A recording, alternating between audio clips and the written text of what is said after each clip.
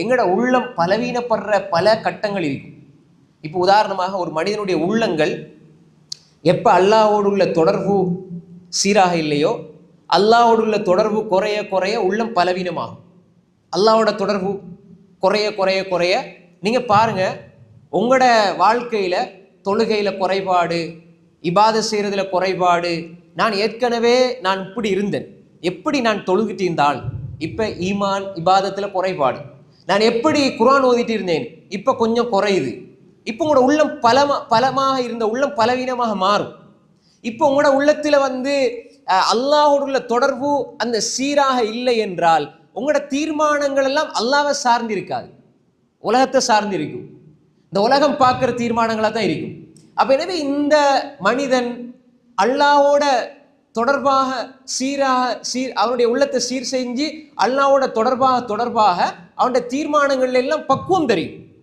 எதையும் ஆவேசப்படுறதில்லை, அவசரப்படுறதில்லை, திடீர்னு முடிவெடுக்கிறது இல்லை. கொஞ்சம் யோசிச்சு நிதானமாக தெளிவாக இதில் ஹைர் இருக்குதா ஷர் இருக்குதான்னு பிரித்து பார்த்து இது அல்லாஹ்வோட இஸ்திகாரா செஞ்சு துவா கேட்டு ரைட் இப்படி நடக்க போகுது, இது அல்லாஹ்வுடைய கையில் இருக்குது என்ற தெளிவான ஒரு பார்வையோட எல்லா தீர்மானங்களும் இருக்கும். நாங்கள் எங்களோட தொழுக, இபாதத், வணக்கம், வழிபாடு, இந்த விஷயங்கள், எங்களுடைய பேச்சு, எங்களுடைய கருத்து, சிந்தனைகள், எங்களுடைய கல்வி அறிவு, எங்களுடைய ஞானம், நுட்பம், நிதானம், இந்த விஷயங்கள், எங்களுடைய பண்பாடுகள், குணம், இந்த விஷயங்கள் எல்லாத்துலேயும் ஒரு நிதானம் இருக்கும்.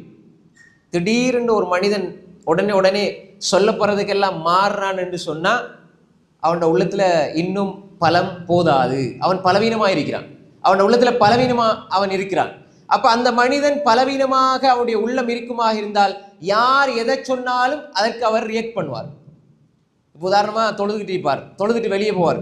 ஒரு ஆள் கேட்பார், இந்த நீங்கள் என்ன மிச்சனாலும் அவங்கள காணையில் இன்றைக்கு தான் புதுசாக பள்ளிக்கு வந்திருக்கிறீங்கன்னா உடனே டென்ஷன் ஆயிடுவார்.